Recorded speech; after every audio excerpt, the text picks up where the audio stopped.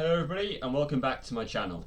In this video I'm going to be discussing IPL trades, in particular the one that is currently a hot topic of conversation among a lot of people, which is the CSK and Rajasthan Royals one between Jadeja and Curran reportedly moving to Rajasthan Royals and Samson moving to CSK.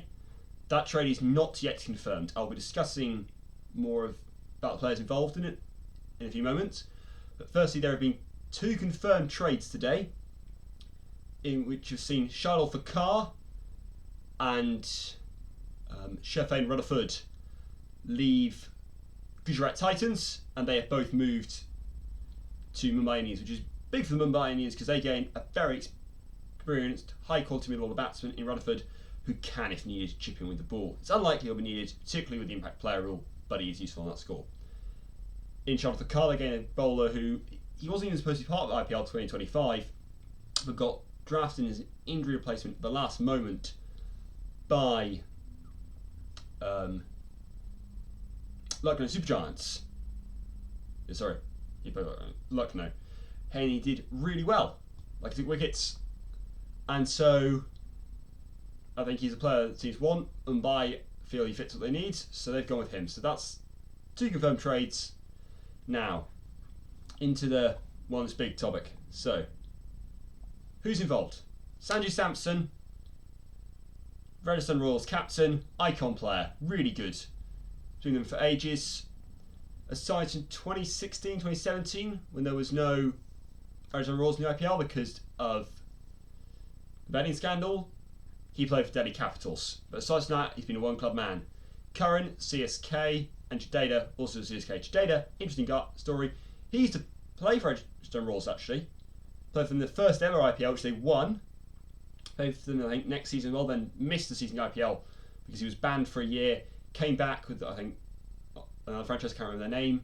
Then he has been for CSK and has played there throughout. And he's just been insane for CSK. Like, he's been so good. He's such a quality player. Like, his all-round skills are undoubted. Absolute legend. So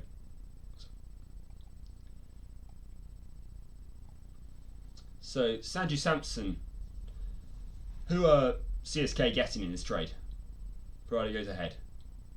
Well, they're getting a guy who's played 177 games in the IPL, faced 3,383 balls, scored 4,704 runs, strike rate of 139.04, average of 30.94, and his 86 catches and 17 stumpings. Great IPL record from Samson. 296 runs short of 5,000 runs in the IPL. His strike rate is just shy of 140. He's averaging just over 30. That's great stats. For a guy who's played that long, he's got a great strike rate. Particularly as a guy who opens batting bat 3, that's what you want. And his average is pretty good. It means he's hanging around for a bit. He's scoring runs, which is good. And he's clearly a safe pair of hands behind the wicket. And he's a very good keeper. So yeah, and also he's been captain of Rajasthan Royals for a while now. I don't think he's had a trophy as IPL captain, but he's had a bit of success in terms of where they finished in the table. So he's a good move for CSK, particularly as they need that experience top of the order next year, because they had a lot of young guys throughout the order. Yes, you had Dhoni and Conway and Jadeja, but aside from that, basically everyone was a young guy. You need the experience of Samson in there as well.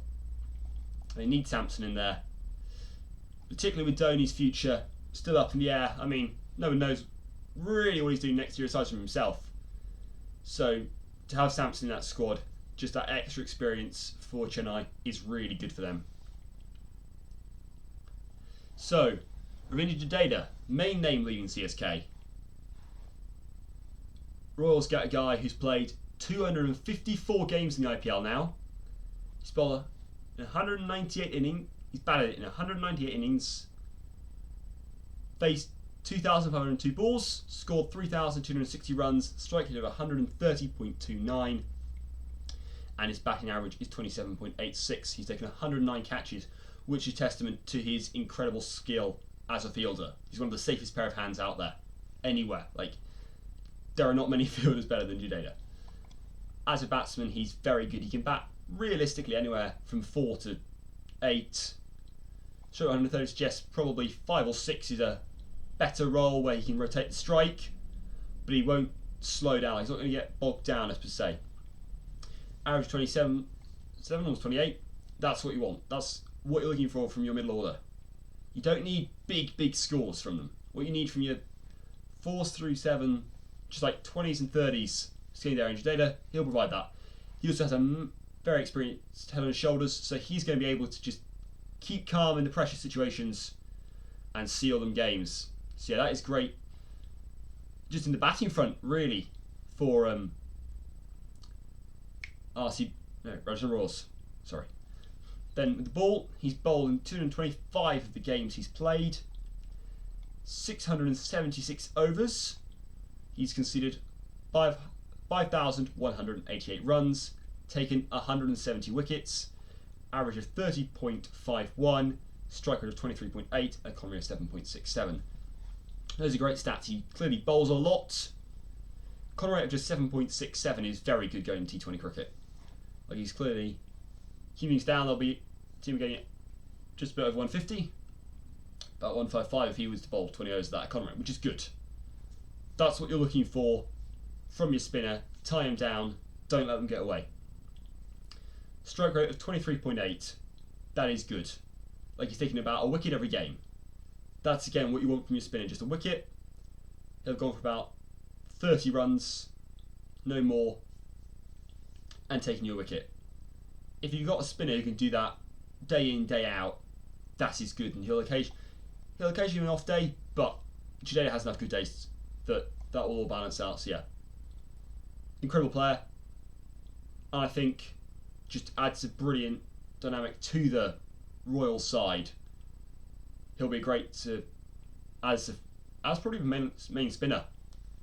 Then Sam Curran, another player who's moving. He said yes to this deal. I think that may have something to do with the fact that he played only 5 games for Chennai this year, and I think he wants more game time. I read somewhere that apparently Pitharana was the player that Rajasthan Royals wanted. They didn't get him, understandably. He's been brilliant for CSK, and I think that CSK want him to be a part of the franchise in the future. But I think Royals have done pretty well getting Sam Curran. Let's go through stats. He's played 64 IPL matches.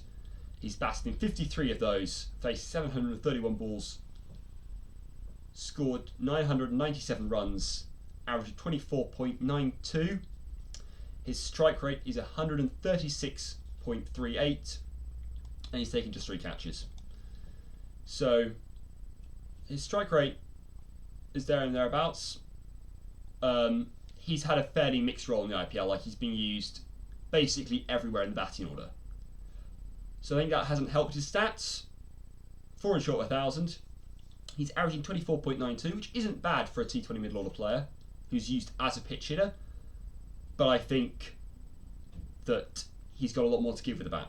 But I think what would help him is if whoever he plays for gives him a settled role, probably 4, maybe 3. I think he could do either really well. But I think he needs to be given a run, settled position back in order, and given some responsibility with the bat. And I think he'll take to it like a duck to water, because he's done so well for other sides as a top order batsman who bowls a bit, that I think that's where Rajasthan Royals that get him need to go with him. Then with the ball, he's bowled in 63 matches. He's bowled 208.5 overs.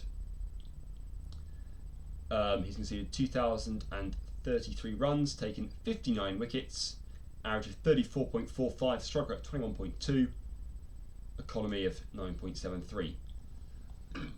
Excuse me. So quite expensive with the ball, but he is a death bowler. Like, he does bowl at the back end. So to be going at 9.73 is a pretty good rate. Like, given the way batters will get off to you, that's good. That's like fairly tight sum. I mean, he went over 10 and over this IPL. But again, I think that's to do with when he bowls the role he's given, he's often used in the power play or at the death. So he'll bowl when the runs are coming fastest. So to have an overall column rate of under 10 is pretty good. Average of 34.45 isn't really what you're looking for, but I think that it can be worked with. I think it's not a massive problem at the end of the day, because T20 is about you're looking to limit the runs. That's the aim. It's not so much about taking wickets. Like if a side gets 120 for one, you've done a good job. So it's average, I don't think it's a worry. Strike rate of 21.2. He takes one wicket within that 24 balls that you would have in T20. So, okay, he hasn't actually always bowled 4 overs in a match in the IPL, but he does on average take a wicket with every 4 overs. Just under every 4 overs actually, which is really good for a T20 player to have. So I think wicket-wise, in that respect, he's good, but he does leak runs. But I think, as with the bat, he needs to be given a settled role, like either death or power play, and let him run with it. Because I think that's the thing why he's been so successful with Invincibles actually in the 100 is he bats at 4 or 5. That's his role. He bowls late power play and the death. He has a role, they've given that to him, and he can thrive within that. I mean, Desert Vipers in the International League T20, he doesn't bowl that much at all, and mostly bats. And I think that's something to think about for Rajasthan Royals if they have enough bowlers. But we'll see what they do. So what does this mean for the teams? Well, it means Noor Ahmed at Chennai is going to have a lot of work to do if this deal goes ahead, because he was their leading wicket taker last year. He's now the senior spinner in the squad, with Jadeja gone and Ashwin retiring. But I don't think that's a problem. I think he can handle that really well. It just means CSK need to find a spinner. Losing Sam Curran, I don't think really does that much because he didn't play that much for them this year. I think if Jamie Overton was to play again next year, he'd probably be the main all-rounder. And I suspect, because he can balance the side quite well. In terms of CSK getting Samson, it gives an experienced top order batsman, probably to open alongside Gaikwad. Sorry if I pronounced his name wrong. But I think that would be the main idea, is he probably opens there. Might suggest Conway might be let go ahead of the auction. But we'll see. For the Royals, they gain Jadeja, which is brilliant. They gain Curran, which is good, and I think Curran's I think slots into the batting slot at the top of the order, left open by Samson. Probably doesn't open with Jarswal, bats at 3, but they do have players to. I've got a 13-year-old, I can't remember his name, I'd probably pronounce it wrong if I did, but they've got a 13-year-old kid who was insane last year, will almost certainly play again this time round. So they'll probably open, then Curran at 3 would be my expectation. Jadeja 5 or 6. So yeah, I think both teams benefit.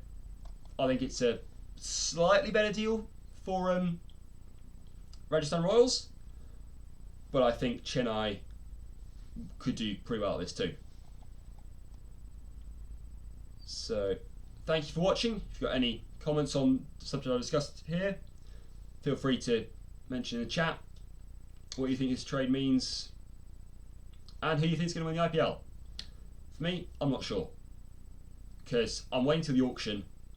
Once the auction's happened and the squad starts to shape up, I'll do some more videos on what the squads look like.